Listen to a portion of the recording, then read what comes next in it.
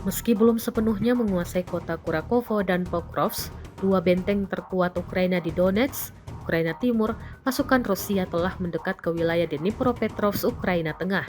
Diberitakan oleh Strana, di arah Pokrovsk, Rusia melakukan operasi ofensif di wilayah Dasyanskoye, Shevchenko, Peschanoye, Novtroitskoye, Sonsevka, dan Rayeterny.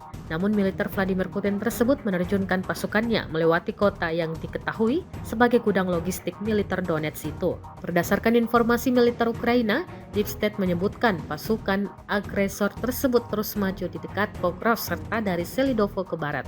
Rusia berada 7,5 km dari wilayah Dnipropetrovsk. Pasukan Rusia juga maju di Pesnanoye, selatan Pokrovsk, sementara secara bersamaan mencoba melewatinya dari barat.